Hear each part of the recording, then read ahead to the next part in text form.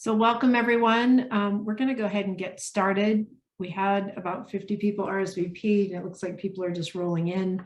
The agenda today is not super long, but it's really important. So excited to get started. And just as a reminder to everyone, the heat pump action group is HVAC and heat pump contractors, manufacturers, and distributors in this group. And we have stakeholders as well. And we're going to talk about how like the purpose of the meetings and some of the key requests for topics to be addressed in the meetings, and how we want to do breakout sessions in the future. And then also I'm going to do a high-level recap of our kickoff meeting, just some of the data driving strategically what the heat pump action groups are going to be doing. Just as a reminder, the Eebc, we're the supply chain for energy efficiency, and that Eebc does not decide what our goals are and what the committees do. That's something that the committees decide and look at their own businesses. We're the business voice of energy efficiency and what is needed today. What are the things that you want to work on? What priorities do you want to make and generate? And so we have a list of those started for the last portion of the meeting. This is a little bit more of an informal meeting. Please put questions in the chat, but we'll have open discussion in a couple sections here today, especially when we talk about what the activities and the priorities of the different three groups: the contractors, the distributor manufacturers, and the stakeholders. So with that, I'm going to share my screen. A couple things today. Antitrust, we always discuss antitrust at the beginning of every meeting, because we don't discuss pricing or markets or collusion and territories of any of that sort. So we just want to always remind everyone at the beginning of the meeting to follow that. The couple points that I mentioned earlier, why are we having these meetings, talk about the purpose, the opportunities, the background, the overview of our last discussion points from our kickoff meeting, and then also break out and talk about what are the priorities of each of the action groups and what they've identified as key things to work on first, and then talk about how we want to have those meeting breakouts going forward. So when we first launched the idea of having our heat pump action meetings, it's really going back to our roots as an organization. That's what we've done in the past to work on legislation, as well as also to work on incentives and rebates through Excel and feedback to other utilities on their programs as well. And so we've had these four groups come into our meetings. We have the contractors, the distributors and manufacturers, and then I'm putting the stakeholder group all into one group with the utilities, cities, and it looks like this. So the stakeholder group has the cities, the utilities, the nonprofits as well, all in that area. And one of the things that we're talking about, the goal of our groups is, what do you need to grow your business? What do you need to solve for, and by when? That by when is a really important piece for our heat pump action groups, making it easier to stay ahead of the curve by taking advantage of these industry alliances between stakeholders and their goals and our goals. And the field realities will inform and feed better utility city jurisdiction, rebate programs, and designs to support market development in the marketplace for your business. Eebc membership, what we're designed to do is create line of sight to what's coming, to maximize, minimize surprises, also to minimize your risk as a company, understand how to take advantage of what's coming in the market, provide resources, influence rebates and programs, and collaboration to move the market. And we're the business voice of energy efficiency rather than an environmental group. We always talk about it in a colloquial way. We would say that the goal of the Eebc is really just to create a bigger piece of pie for all of our energy efficiency companies in Colorado and our membership. And specifically for the heat pump groups, we want to accelerate heat pump sales, so to help our contractor, distributors, and manufacturers sell more, influence the energy efficiency market more, and take advantage of the market trends to grow your bottom line more by 2030. So here's a quick overview from our last meeting in October, and we did provide the links in the PowerPoint here that include the web page for the Eebc members. It is a members only website just because it's a group that's specifically talking. And then we also have the video link to our last meeting, the recording, and then includes 15 minutes follow-on discussion that we had. And then also the kickoff meeting, we have that in the PowerPoint presentation as well. So you can go to the website to look at that, or you can use this right here, this PowerPoint that you'll have after this meeting. So one of the key drivers in this is going to be high level. I'm going to run through it. It was discussed at the last meeting, but I think it needs to be noted for our discussion that the Eebc worked with Colorado Energy Office, and we conducted a survey and interviews with utilities who referred us to their contractors, who referred us to their distributor and then the manufacturers. And out of that, we asked, what are the barriers to accelerating heat pump sales in Colorado? And so of the rankings that were developed, there's two that rose to the top as the top barriers. One was the buy-in of the contractor, company owner, and the management, and the other is consumer awareness. And here's a list of the other barriers as well. And really what happened is, because the question was not, what do you need today? Because we had thought it would probably be more quality install trainings, pricing and whatnot. But what it came down to, if the contractor, sometimes there's a salesperson who is selling the heat pumps, but the whole company might not buy in.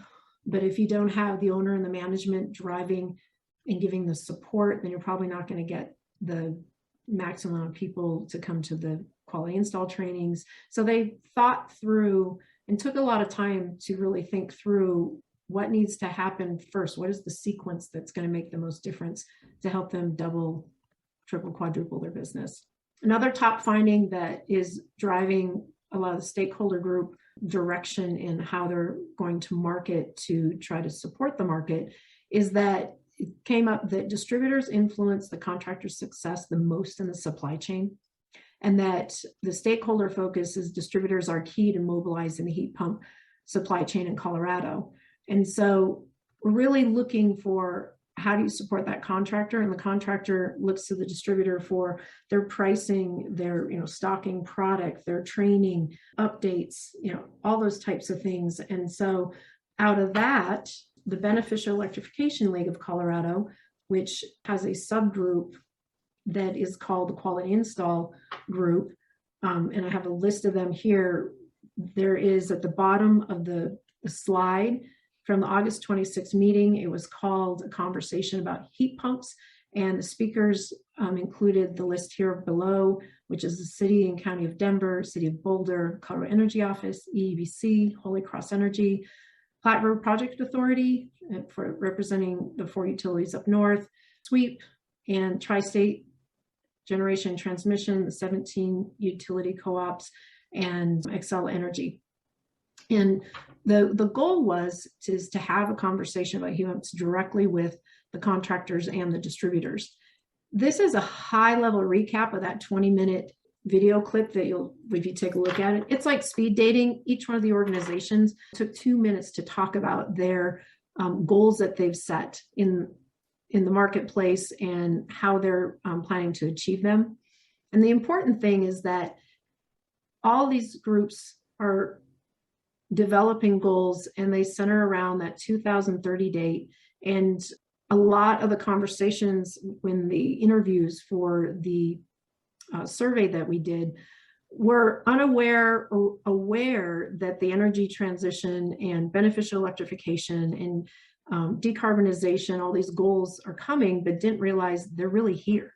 And so this list is important because the contractors, when we talked about these, we said, okay, did you know that 52% of the utilities nationally have made commitments to 80% carbon-free and electric clean energy grids by 2030?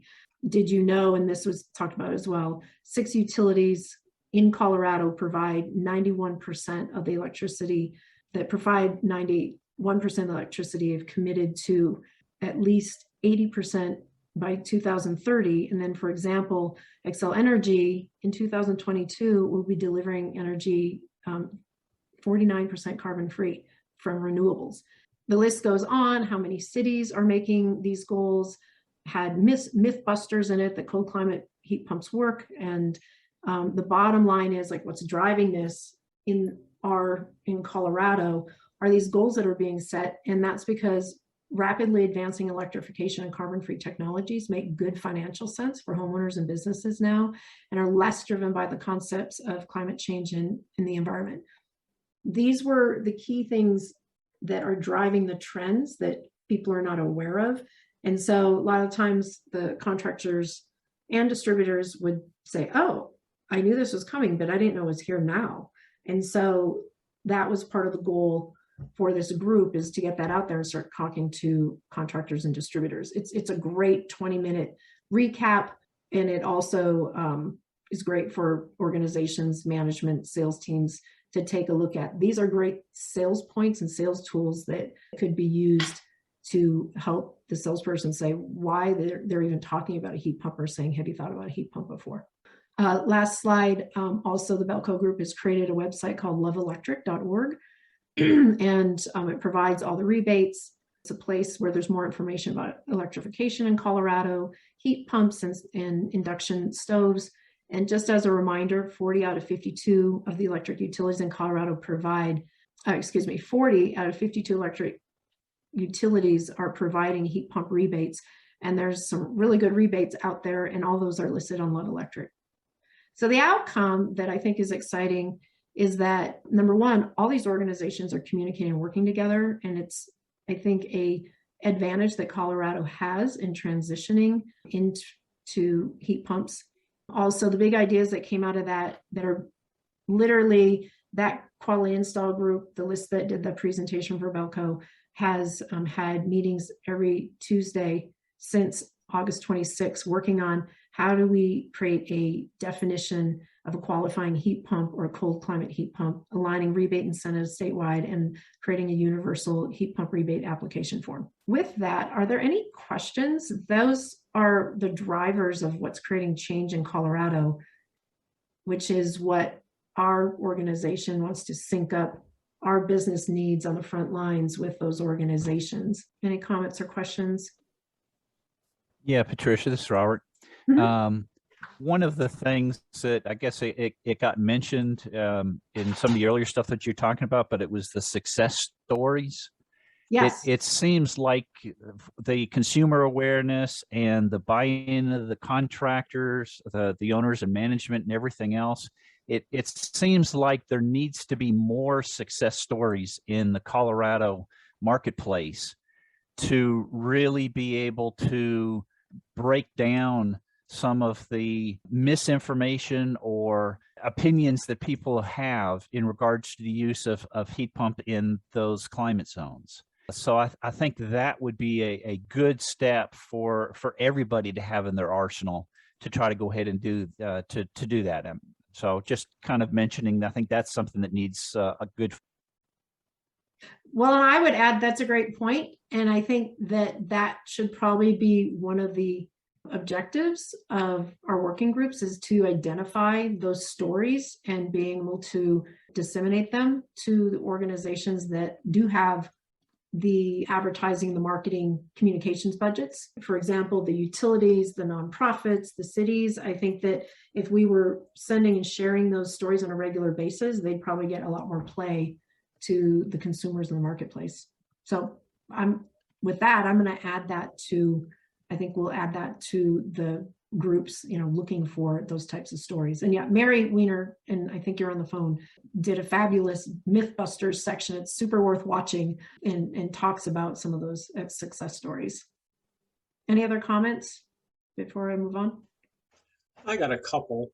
We talk about these incentives and these motivations, and a lot of them are big picture, right? They're the utilities motivation, or they're the environmental group's motivation, or they're the president's motivation.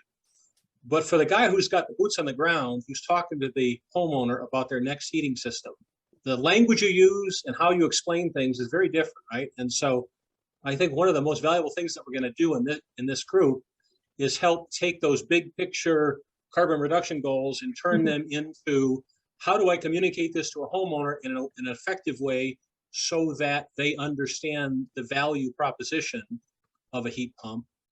And part of that is understanding utility rates, and part of that's understanding efficiency. Rebates are going to contribute some of it, right? But right, it's those things, those goals are nice and those goals are important, but when you're the sales guy in that homeowner's house, that doesn't necessarily resonate with them, right? And so it's giving those contractors the tools they need to be able to communicate these realities to their customer. That's how we get adoption. We get adoption by getting homeowners to say yes.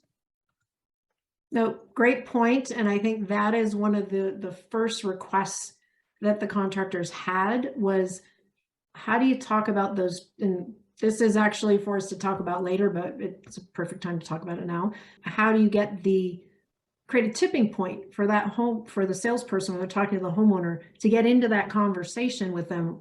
You know, have you thought about a heat pump versus just asking? But, and so that's one of the tools that they had asked for. Like you're saying, like, how do you translate that into bite-sized, simple communications? It's like something that they can use to change the conversation, right? And the why you would want to consider it. Absolutely. And I think that especially early on right now, the very best opportunity to sell a heat pump is when somebody's air conditioner dies. Mm-hmm. And no salesman is thinking about that. They're not thinking about, well, this person's air conditioner just died. I'm going to sell them a new air conditioner. I should sell them a heat pump, right? That thought doesn't even occur to them. It's hot out. What on earth am I talking about a heat pump for? And yet, especially right now, that's the very best opportunity to get heat pump adoption. And that, I think, is another really good point for what is the contractor group going to focus on? Like, where is the biggest bang for the buck, you know, and for them to sell and then install, that type of thing. So those are great points. We'll talk about those here in a second when we get to the group, like what is each group going to do. Was there any other comments? It looked like.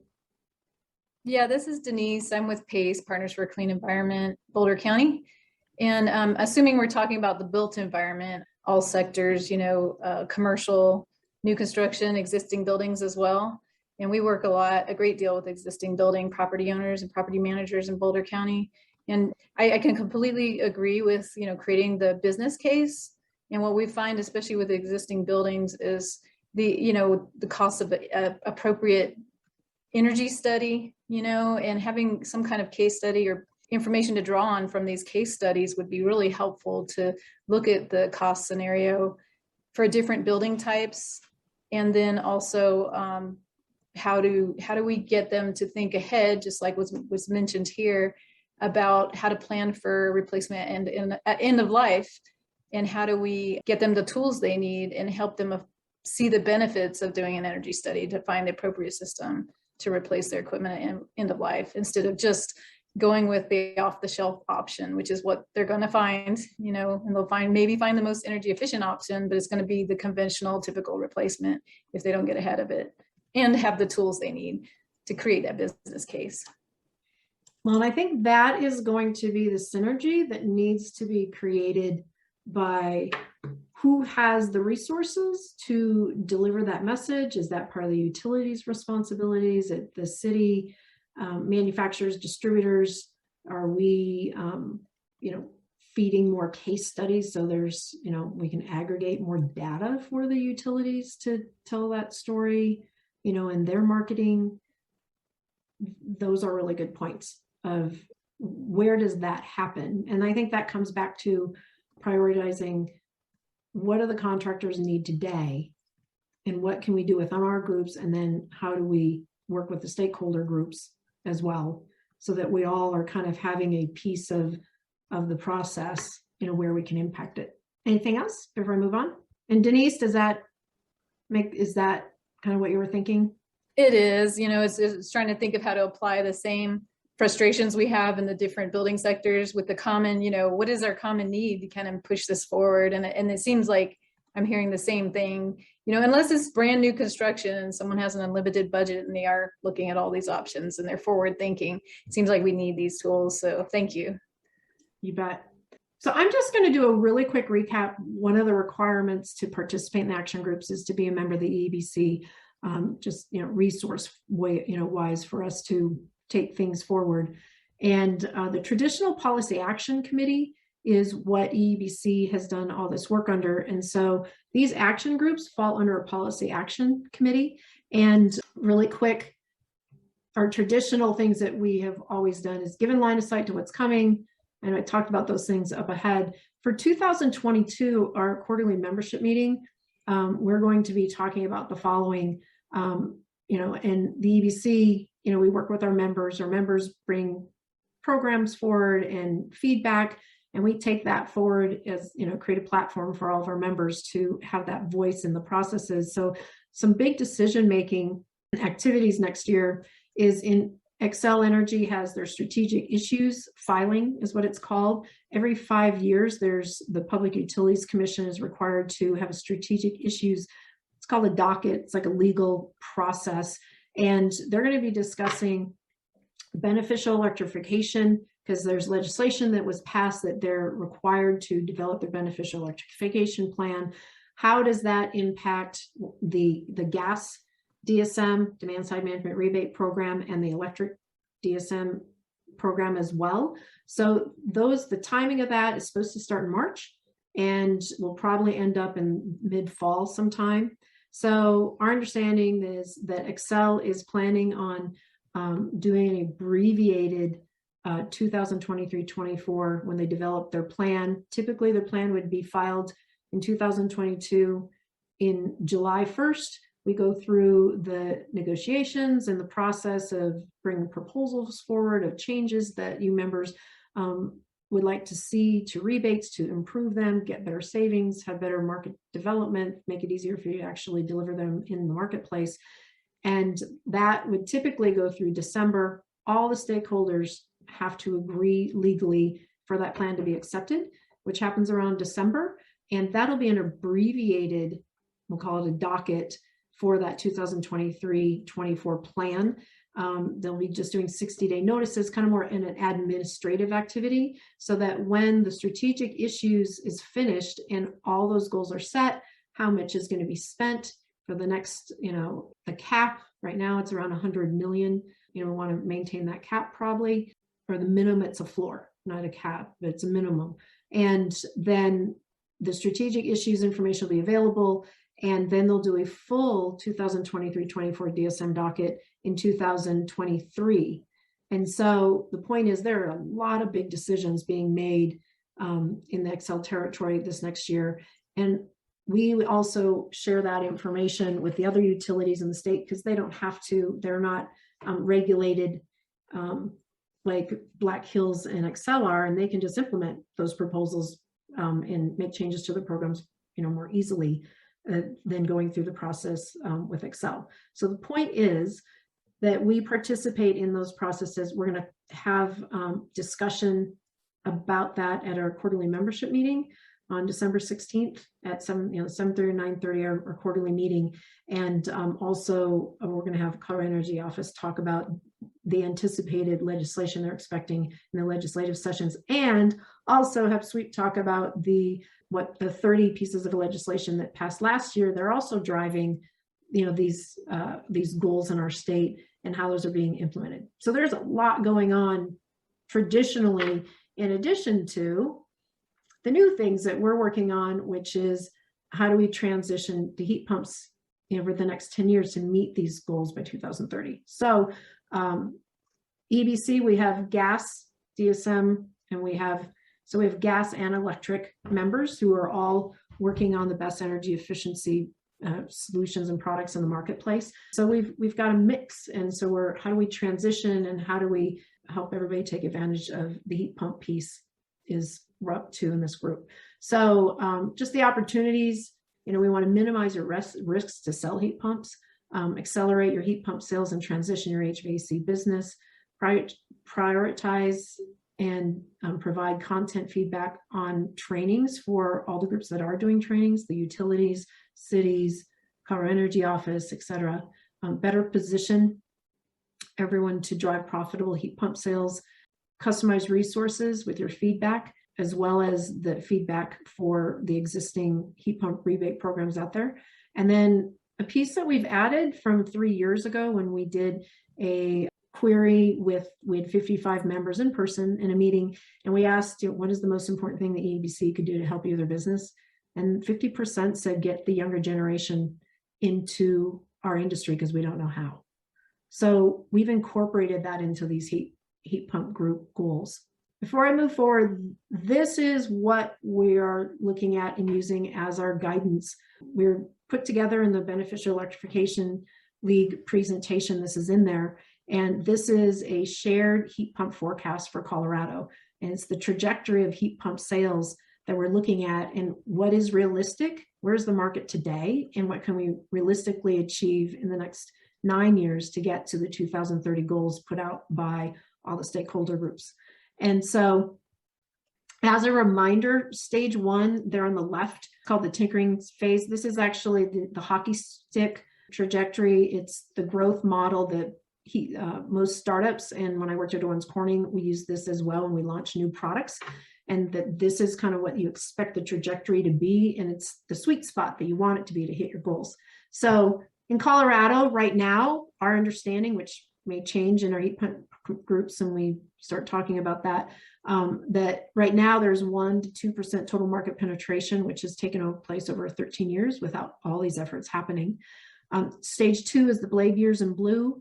And that's where we are right now. We're mobilizing the heat pump supply chain together, working on market development and awareness in the marketplace. And the goal is by 2024-25 that we start to hit that inflection point. Everything's clicking on all sides, a lot of things that we're talking about, right, that need to happen so that we start to see year over year, we'd rather see 10 to 15% growth in where you get that acceleration so that we can get to 50, 80%. What is the number? That of heat pump sales that needs to be. So we have kind of a model and we see what all of our organizations are aligning towards, these goals by 2030. But the question is, what are the real numbers? Because if you say in Colorado, we estimate there's 10,000 heat pump sales a year.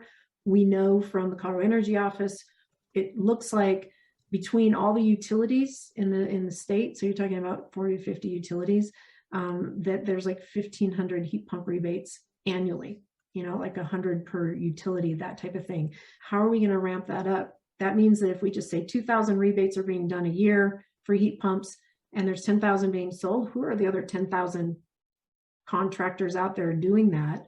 And where do we need to connect the dots to help them grow as well? So any questions about or thoughts about that this is what we're all rallying around when you look at all the organizations and the legislation, the utility goals. This is the timing, the by when and how much it needs to happen so that we can actually have real numbers to work off of. One question, Patricia, is when you talk about the market penetration, are you talking about percentage of sales in that year or percentage of total units in use in the state? We were just looking at the total units in the state. And if we're going to back into the numbers, some of the metrics that I was looking at in talking to the utility is how many does each utility doesn't know exactly, what is the end of use turnover, like the end of life of a furnace and air conditioner, how many in a marketplace is that happening annually? How many of them are actually being rebated is like data along with, okay, what are the forecasts that the manufacturers and distributors have? I'm thinking we can triangulate realities and when we're moving along. And for example, if the city of Denver decided to do an advertising campaign to create consumer awareness, are we all aligned around that? And how much opportunity is there to then push the needle, right, in increasing sales? And so we should be taking into consideration those types of things that are happening along that curve. They're also going to accelerate heat pump awareness and thus sales if we have our supply chain lined up for it. Okay. And what would be very interesting would be to know what the split is between new construction and replacement market, right? Because the tools for moving those two markets are completely different. Yes. And, as the groups that we've been working in have been focusing on the replacement, the existing homes, the retrofit. However, the biggest opportunity is in the new construction. But our members are doing retrofit. So we're focused on that to help them with that. But BEL-CO, the Beneficial Electrification League, that's one of their initiatives right now, is to understand the new home side and reaching out to developers and businesses. For example, I met with Poudre Valley REA, which is a part of Tri-State, and they're starting a campaign to reach out to the developers to talk to them about electrification. And I thought, we should probably put our organization, put our supply chain members together and be a resource to those builders. And, how do we help with the electrification story? And as BEL-CO, we should all be collaborating. If they're already going to do the work to set up those meetings, do we want to have tables and have resources and companies there like this actually works? That's just an example of like, how do we take what's happening in the marketplace and work together? Patricia, yeah, we're moving along. Oh, Dave, yes. Can you give us some info on that? Well, we have some meetings this week. Tomorrow, there's a bit of a presentation at the Carrier meetings about new construction and heat pumps and electrification. And Robert, you're right. It's a lot easier lift in that market. In fact, we're essentially at what I consider a very close tipping point there. So I think that's going to go a lot faster. That hockey stick could move forward a year or two, hopefully, versus the established market. Yeah, and they're doing a great job. I know Dave is also working with Neil. I won't get his last name right, Colway, from Sweep, and they've identified some of the builders that have gone 100% electric and bringing back the success stories to start talking with builders in Colorado. So that's one of the initiatives that they're working on in the BEL-CO group. So thanks for that work. It's important. Any other questions and agreements, disagreements, thoughts about how this looks in Colorado, our organizations, and all the goals that have been set? Okay, great. So let's talk specifically about the groups. So the contractor dealers group, the number one thing that they've talked about is, so if I went back to the BEL-CO, the list of here's the trends in the marketplace, and this is a starting point, I think, for a tool, like we were talking about earlier, that they said what we need is a one-pager, one for the contractor for their sales and marketing, or their sales and their ownership, and one for the consumer, for the homeowner, and to use it as a tipping point, because it'd be third-party validation of all these trends that are happening. It's the why. Why is this happening in the marketplace? What's driving the change? And all of those discussions that were in that 20-minute presentation from those 8 organizations are talking about the why. So they had asked not for, give me a one-pager that explains heat pumps and how they work and if they work and that type of thing. They're like, we got to get back to, I'm talking to somebody who's never heard the word heat pump in their life. Why would they consider a heat pump? It just sounds like I'm trying to sell them something. And so they had asked for one pager, like an infographic, put a QR code on it. That was suggested. It'll have the Love Electric link on it to find out, what are heat pumps? How do they work? Those types of things. And so that is the first project that we talked about working on, and wordsmithing that, getting the right messaging. That's the hard part, and having it be effective.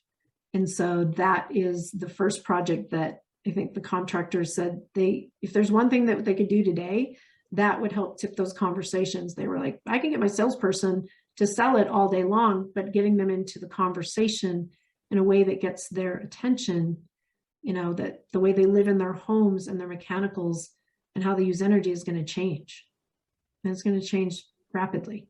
That is the first project that sounds like something to work on. Influencing the utility heat pump rebate programs in 2022. That is also getting the feedback and the proposals. Last year, this is the contractor group specifically, but last year the manufacturers got together, Daikin, Mitsubishi, and Trane, and worked on changing the EER ratings so that more heat pump equipment would be eligible for the heat pump rebates. So that did not go through last around 2 years ago for 2021-22 plan. So I think that'll be something we're having informal discussions with Excel with. That would go on the list for the distributors and the manufacturers. Pipeline. So this is another thing that we are working on right now. Eebc received funding to work with ICAST, who has developed a heat pump certification program, and it's funded by DOE. And we also brought in Julius Education and we were one of the grantees from the Denver RFP for Clean Jobs. And so what I included in that is that the graduates, the certified heat pump techs that come out of that program will also, when they get hired, have a mentor, a lead tech go with them into the field for the first couple of installs to walk them through it. And so the members that are the contractor members are going to have access to those graduates and get first right of refusal to interview them first before anybody else. So it's taking that feedback from 3 years ago, and it's kind of an experiment, but can we create a pipeline of skilled heat pump labor to the members of the Eebc working group for heat pumps and HVAC? So that the piece that we would need from the group is they're going to ask for feedback on the curriculum and the training and what's most important to be in the training that they need. And it might be the training that they can't get from the manufacturer or not able to get other places. And that curriculum feedback is a part of their opportunity to get that first right. I say first right of refusal, but it's immediate access to those graduates, and we'll be creating that, how that's going to work. Those are 3 big lifts for next year, and then fill in with training needs the gaps that aren't covered by the utilities, distributors, and manufacturers. And we have some different things that we've been talking about that is more about how do you manage your business and grow your business. So that's our feedback so far from our contractors. And this would be a breakout group. That's what that group has asked for and what we talked about working on. Any feedback or comments, and then we'll talk about distributors, manufacturers, and stakeholders next. And when we get into that group and that breakout group, it's going to be like, is this what you guys want to do? What are the priorities? And that sales tool is the first. That sales tool is the first one, because but they might say, no, we want to work on this first. It's the group is, it's your businesses and what is going to help you advance your business and accelerate heat pump sales. Any feedback or comments on that? Or is that a thumbs up? Sounds good. I got some thumbs up. Any comments before we move on? All right, then I'm going to move on. The contractors, this is what they've talked about working on. So manufacturers and distributors, the number one thing that we talked about working on is that hockey stick, working on the trajectory and of a realistic forecast, decision-making data, real numbers versus percentages put into that. And what could that look like? Where are the influencers? Where's that inflection point in our market? What is really possible? And then there's all kinds of challenges that are happening, right, with supply chain and availability and those types of things. But that is the first. I've had three manufacturers and distributors say, we need to work on that first. Like, we need to really know the by when, the impacts, and what is the real number that needs to be installed to get to those goals. And then what would it take for us to get there? What organizations do we need to, stakeholders, ask them to do to support to get to those numbers, those types of things. Then of course, support and engage and grow your heat pump contractor business. So we talked, the thing that comes up the most is the distributors say, I'd rather target 10 of my contractors. I have 7 to 10 and focus on growing their business first before shotgunning everybody else. So that's another feedback point that we got. And then also the voice at the table to influence the utilities. That's a big lift on key rebate items that need or looking for improvements on or changes to make them easier to deliver in the marketplace. Down on the list is collaborating with the other stakeholders with marketing campaign coordination. And this is a quote from Anne Kirkpatrick from Excel, and she said, how do we create a drumbeat, like a constant message in the marketplace to start creating that awareness that some of you had mentioned earlier. Any comments on that? Patricia, this is Dave. Has there been conversations with the distributors about slowly changing their product mix after we get through this crazy supply chain stuff? I mean, they can wait, but in some sense, you could say, well, we want to see your product mix between AC and heat pumps change by 5% the first year, where you shift some of the inventory over to heat pumps. And then the next year we'll see, and we'll shift it more and shift it more. I mean, I understand they're a little hesitant, but I'm not sure why they, looking at this, they can't start tweaking their inventory and moving it a little bit toward heat pumps. And I don't know if there's been any discussion of that.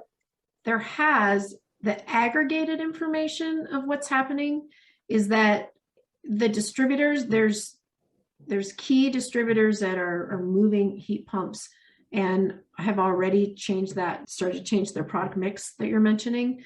And then there's some others that are like, wow, I didn't know this was happening. We got to get on top of this. And so it's a big divide. Everybody's in different places. But if you look at the 5 distributors that are, that is their business, is heat pumps in a significant way.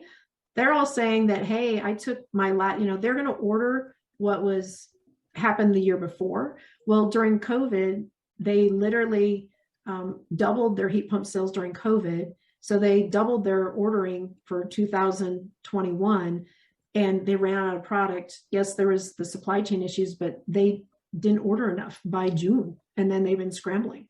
So the temperature check is, we really don't know how to forecast the next year. Like, do we quadruple it? Do we take that risk? Is that demand really going to be there? Was it just the COVID period? There's a lot of unknowns out there in what's happening. So that's the feedback right now. Then the other piece, when you look at Eebc's history, for example, Tri-State was saying, do we need to create a midstream rebate for the distributors? And so there's discussion of that going on as well. If that's really needed, this group needs to speak up and pull together, give validation to them that, yes, the midstream rebate will make X amount of difference to our bottom line and our ability to sell. Those are kind of the points that I'm hearing. Is that helpful, Dave? Sure, that sheds more light on it. Yeah, so not a perfect answer, but that's what's happening in the market that I've seen anyway, just, between all the groups. And sometimes it's good to define those terms, Patricia, because I'm sure some people have no clue what a midstream rebate is. Right, I know. And that is where a rebate is provided, and I'm not an expert on the rebates, but where a rebate is provided to the distributor to maintain and keep the heat pump product on the shelf, so that it doesn't take days, weeks, or months to order something in, that it's available just like a regular furnace product is. Distributors share that inside their organization different ways. Sometimes it goes partially as a bonus to the salespeople. Sometimes it happens all different ways. Great. So those are the things that have been brought up and discussed by distributors and manufacturers. Oh, this is actually that one-pager content that the contractors and some of the distributors said, can you create an infographic that's like, doesn't look like this, but has those stats that you've been saying and throwing out? And that 30 of the bills were passed last year in 2000, landmark legislation, historic legislation passed, advancing clean buildings, climate action, environmental justice, renewable energy, on the cities that are moving towards this, those types of things. That's what they're asking for. Now the stakeholders, utilities, nonprofits, city jurisdictions, the state, whatnot. Couple key things right now that we talked about is we've had utilities asked to have interaction with especially the contractor group, and use them as a sounding board and like a panel for ideas to what to put into their rebate program. So rather than waiting for Excel, for example, rather than waiting till we have to go into a legal process once they make their filing of this is our plan for 2023-24, can we have more of an informal process, start more brainstorming? The market moves too fast to wait every 2 years to address and give feedback. So we're looking for how do we create that interaction. We had Tri-State, for example, ask about their lighting. We have a lighting action committee, by the way. And we're also looking at spinning up in January, February, I don't know what to call it yet, but I think it's like the building envelope insulation air sealing committee. And because now the air sealing insulation with beneficial electrification is becoming, more and more paramount to, right sizing our mechanicals. So that group, we had Tri-State say, hey, can we run our commercial program past your lighting action group? So there's a lot of value in creating the sharing of information. And if we can make it easier for the contractors to, kind of have that one hit a month or every other month where they get a lot done that impacts the market for them, that would be great. And then also training curriculum feedback. So feedback for designing rebates based on the realities in the market is one way we talk about it. Training curriculum feedback, what's missing, what needs to be added, how do we deliver it in a way that they're going to show up. There's a lot of things that we can talk about in that area. And then the Beneficial Electrification League collaboration efforts, which is focusing on bigger picture things in the marketplace directly with distributors and manufacturers, is happening as well. That will also help impact stakeholder goals. It was hard to really figure out how do we create value for the stakeholders that are not directly contractors, distributors, and manufacturers. And this is what's bubbled to the top and been very specific requests in working with the groups. But we can't just tax them to be consultants for us all the time. That's why I'm looking for ways to create additional business value. Like if you're going to end up having access to skilled heat pump pipeline of workforce, that hopefully will be a big carrot to give time to give feedback on these types of things. Any comments or feedback on that category? And we are at time, by the way. So that's where we're at on the groups. The next piece is, and I don't know if anybody wants to stay on and talk about suggestions for how to do the breakout meetings and how we do this going forward. That will be the next piece of how do we organize this so it's effective use of everyone's time and we get results. We get to actually deliverables out of what we're doing and not just talking about it is the next step for the action working groups. Any feedback or comments? These are your groups, you guys, not we work with the organizations, what you guys are looking for as members and what you need. If you would like, feel free to put more comments in the chat box in this area. And then also we might send out an email for, I don't know if I want it to be a survey, but to get feedback on how you'd like to work with your group, or we'll just start setting up meetings with the specific groups or some of the avenues that we could take. So think about that. Feel free to put any comments like that in the chat. Feel free to call me as well. Have those conversations with us.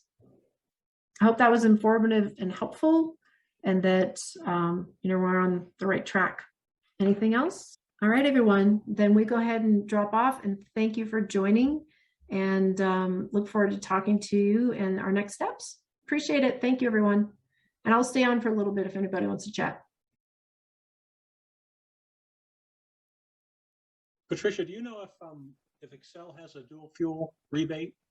I do not. I think Anne, you're on the call. Anne, do you want to give feedback on that? This is Denise again. I don't think Excel offers, I could be wrong, but on their midstream, it would be midstream, correct? And I don't know if they distinguish between regular heat pumps and dual fuel. That would be really good to know. We at PACE, we actually have created a heat pump rebate based on greenhouse gas emission savings, and we do provide that for both, full electric and dual fuel. By the way, Ann just commented in the box that they don't have one yet, it looks like. Because I really see dual fuel as the entry point so many times, right? Because if you're on an air conditioning replacement cycle, you've got a gas furnace, and you can put in a heat pump the gas furnace is now your backup heat, right? That gives the homeowner a level of comfort because now they've got a redundant heater and they're not just jumping in with both feet with beneficial electrification, but we are moving much of their heating load away from natural gas. I mean, we're going gangbusters in Utah doing that, and Rocky Mountain Power is giving us phenomenal rebates there. So I think that's just a real opportunity, an inflection point for heating adoption. Yeah, I think part of the situation that you have to think about when you're looking at this from a perspective of the consumer is looking at it like you're replacing that box outside and you're replacing that box inside. It's really critical to be able to have that option, that middle option for dual fuel in that sense, to kind of ease them into that. And I think that's, from a sales standpoint, that's what they have to realize, is that when they're selling the box outside, that's when you start having the discussion about, the heat pump and how it works and what it does and all that stuff. And it does both things, then work that through. But that's another way in to, the full electrification. But I think that the mid step is going to be dual fuel for sure. And I think that's part of the discussion, right? In looking at rebates and what's happening, the different programs. And I don't know if you have audio at this point. So the question is, they were asking the question about dual fuel, a couple things, and you'd said it's not available, but no, it is. Dual fuel is available. Yeah, those are okay. non-cold climate heat pumps. Our assumption is that customers are going to continue using the natural gas. So keep a furnace, right? And then use that for the backup, the secondary heat source, when it's not cost effective to use the heat pump for heating. And you can, there's flexibility in what temperature the customer and contractor agree to do the switchover. Our assumption is on non-cold climate that would be 25 degrees. That's our recommendation. And we've got a table talking about what those costs might be, as opposed to a cold climate heat pump. We're suggesting a 5-degree switchover temperature for a cold climate heat pump. Yeah, and I was just, that kind of brings in the question about focusing on air conditioning. So selling a heat pump to replace AC, that now you're going to get both and use your dual fuel, use your backup, right, is with your furnace. Right. That is something that Excel completely advocates, but we have a hard time getting contractors to think about doing that. Is that an accurate statement? That is an accurate statement, but we're on the road to doing that. It's a paradigm shift. We're asking them to change something they've been doing the same way for decades. So yeah, there's, we're analyzing, we're trying to address what their primary concerns are, so that they can confidently talk to customers about it and feel confident themselves. But the best way for them to do that is, frankly, to get a heat pump themselves. Become believers. Hey, Anne, do you mind me asking, is that rebate just residential, or is it all across the board? I don't mind you asking questions. Today it is just residential, but our expectation is that because of the legislation that's been passed and things that are coming up, we were planning on doing it on the commercial side anyway, but we certainly now have timelines where we'll be addressing those. Thank you. I appreciate that, because I know I have talked to some folks on midstream and I don't remember seeing it. So I just want to make sure I was seeing that correctly. So that's exciting to see it coming. It is. Yeah. The midstream, I don't know whether we're going to end up with continuing that or having more options than just midstream for this. That part's really unclear at this point. And we're looking at the possibility of, who knows, maybe midstream on the residential side for the mini split heat pumps, where there's not the quality installation component in the same, where we're not claiming energy savings for quality install. That could be a winner for us as well. We're kind of looking at all options. I feel like we've just begun the journey, right? And now getting such a better sense of what's really going on, what the adoption could look like, and a better sense of some of the barriers to participation as well. So the dual fuel addresses a couple other issues with regards to perceived contractor risk, because that has to do with the electrical panels, and if they go full heat pump in the backup strip, and is there enough in that? And the other risk, which is, both these are very real. The other risk is the ducting and having to rethink how you're going to do the ducting. And there's a lot more thought and potential cost and disruption when you go to full heat pump versus when you go to the dual fuel. So those are two big barriers that going this way helps a lot. And, you know, it's also a wonderful training opportunity for contractors, because if you just walk them through how to do an economic balance point calculation, that becomes a powerful sales tool, right? I can reduce your cost for heating if we put in this dual fuel heat pump, because the heat pump is so much more efficient, right? And I can show you how it's cheaper to run it on electricity down to 17 degrees. And at that point, we switch over to gas. And of course, with gas prices going through the roof, that balance point is going down every day. I mean, Yeah, I hear you. And I like the idea. I don't think this is the best term in the world. I wish we could come up with a really great one. The idea of future proofing, right? You're giving yourself the flexibility, you know, as a customer, it gives them the flexibility that as prices change, as tax breaks change, whatever that is, whether it's a penalty or whether it's a bonus or a tax break, it gives them the flexibility to take advantage of that if they've made a good decision in what they're doing with their equipment replacement. So I've got to replace my air conditioner, and usually that's both, right? So in the heating season or cooling season, we have the opportunities for the market to start changing. I want it to change now. Now. Can we not go through the pain of making it Hey, change? we want it to change now too. That's right. I think everybody on the call wants that. Yeah.